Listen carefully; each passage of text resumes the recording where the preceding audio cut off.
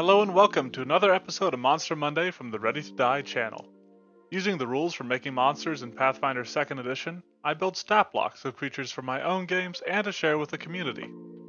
I also operate a blog where these stat blocks can be found alongside a Pathfinder First Edition and D&D 5e version, which is linked below along with the Monster Monday Twitter and Discord. This week's slippery, shocking subject hails from the game of Dauntless, the shock behemoth known as Nayzaga. In its home game, the Nayzaga is a mid-tier creature, encountered at levels 8 through 13, which gives us a rather broad range to work within.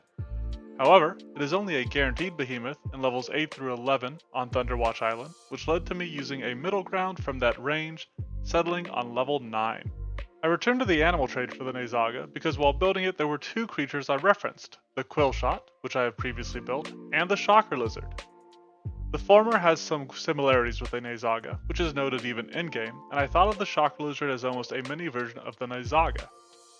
Despite their extraordinary abilities, both of these creatures are animals. As such, this crackling creature is built as a simple but large animal. I leaned into building the Nayzaga as a brute, boasting a high strength and constitution bonus. Its dexterity and wisdom utilize a low bonus, whereas its intelligence and charisma are even lower than that.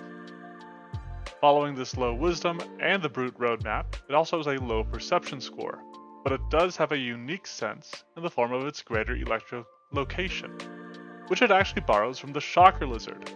This is a neat little ability, especially with its increased range to sense creatures that use electric powers.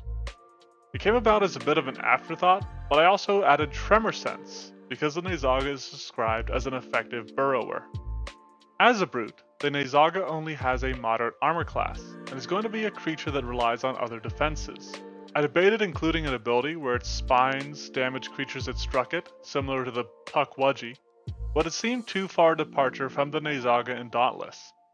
To balance this lower armor class, the Nayzaga uses high hit points, and as a shock behemoth, it is immune to electricity damage. In Dauntless, creatures of the shock element are susceptible to the terror element, but Pathfinder 2e lacks a good comparison for such an element as a damage type. I waffled back and forth on this subject, but ultimately decided to look towards the Baycock, which has a weakness to earth. It should only trigger off of effects with the earth trait, not just from touching the ground, which works out for the Nayzaga's weakness while still allowing it to burrow. Following the brute roadmap, the Nayzaga is equipped with a high fortitude saving throw. On the other hand, its reflex save is low, because it is at least a tiny bit slippery. However, it has a terrible will save, which is based off of an apocryphal tale from the Dauntless game, where a character claimed that a Nayzaga attempted to burrow through the ground, only to do so out the other side of the island and into the sky. I felt like with a considerable number of the recent creatures I've put on display, they've been using moderate or lower attack and damage values. However, the Nayzaga bucks that trend, using a moderate attack bonus for its Jaw Strike, which not only deals extreme damage for its level, but also has the Deadly trait. This lower bonus makes it less likely that the Nayzaga will get a crit to proc this trait without rolling lucky, but I include it because honestly, look at those fangs. Look at them! The Nayzaga intermixes its bites with swipes from its claws, which I built with a high attack bonus as well as a high damage value. It doesn't seem to make many follow-up attacks with these claws, so no agile this time around. Instead, it just has that higher bonus, so it isn't suffering as heavily from the multiple attack penalties on subsequent hits. Core to the design of this violent voltaic villain is its ability to launch spines. While the Quillshot I built in the past would launch these at its enemies, the Nayzaga instead plants them in the ground, where, in Dauntless, these spines will periodically generate electric spheres that get launched at nearby hunters. Design-wise, this would be a pretty simple ability to create. Have the spikes on a cooldown that deal shock damage to nearby creatures whenever their cooldown's up. However, that seemed tedious for GMs to track, so I had to devise a different method for them to function. I settled on having them release a shock when first planted, and then again whenever they're included in the area of an electric effect. This promotes interactivity within the Nayzaga's own kit, as well as potentially with others, which might allow GMs to use the Nayzaga alongside different creatures in fun and interesting ways. Over on the Monster Monday Discord, we discussed making this a fully variable action that could be 1 to 3 actions, launching an additional set of spines with each action. However, I was reticent to allow the Nayzaga to plant a set of spines for one action, hurt a PC with it, then use its 2-action electric ability to immediately hit the creature and trigger the spines again. This overwhelming damage steered me away from this concept, but I do like the variable actions, and so I made it 2 to 3 actions.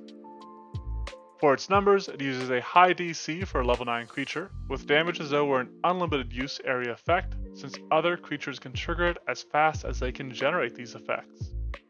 Some other features from the Dauntless version of these spines that didn't make it into my conversion is that players could knock the shocking burst back, potentially damaging the Nayzaga.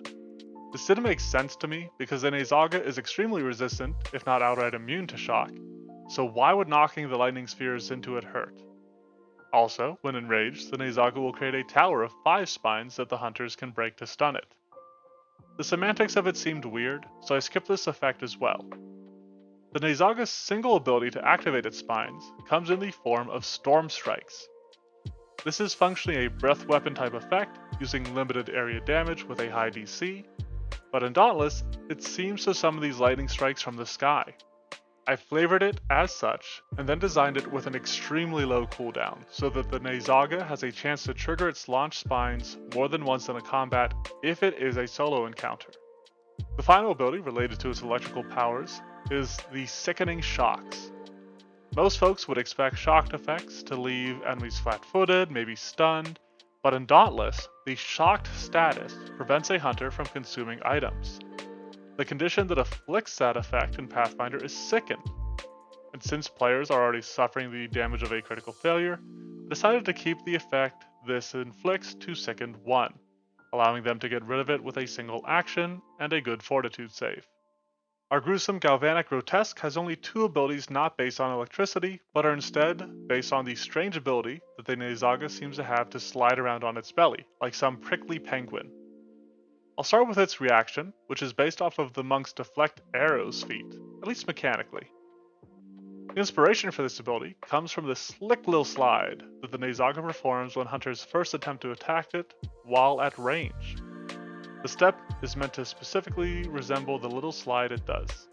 It can make a much bigger slide when doing its slide tackle. In Dauntless, the Nayzaga seems to do this at least twice in a row, and as such, I designed it as a single action ability. But, unless the enemy is very poorly placed, it would be difficult for it to get the improved knockdown effect more than once, nor would it benefit from doing so to the same target. This ability also locks it into using its Jaws Strike, which does have that moderate attack bonus as I've mentioned previously.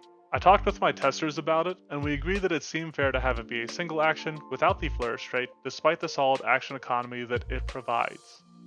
When I took a look at Nayzaga items, I noticed a theme on healing, both in weapons and armor. Its weapons heal hunters when certain conditions are met, and several of its armor pieces have the Medic perk. Inspired by this, I built the Heart Spark Gloves as a level 8 items that give a item bonus to medicine checks. These gloves can also be used as defibrillators of sorts that send an energizing jolt through you or your allies. This burst of adrenaline they grant gives temporary hit points and quickened as long as you have these temp HP, which felt like a good way to balance the effect. Wrapping up the build for the Nayzaga, this enraged electric enemy eviscerates everyone it can get its fearsome fangs and claws on. While mostly built as a brute and certainly packing a wallop, the Nayzaga has some surprising movement capabilities that might shock your players. If they don't put up a good resistance, it may overwhelm that battlefield with its spines as it charges into the fray. The heroes may be forced to focus the spines, especially if there are multiple creatures to activate them, giving this burly battery-based beast a chance to wail on them. As usual, I have built it so that it can function on its own, but it does benefit and can work nicely alongside other creatures that can generate electricity. You can check out the Monster Monday blog and Twitter for the stat blocks, or hop on the Discord to join the monster making and general tabletop discussions. These posts also include a Pathfinder First Edition version of the monster, along with a D&D 5e conversion. Thanks for watching and have a monstrous Monday.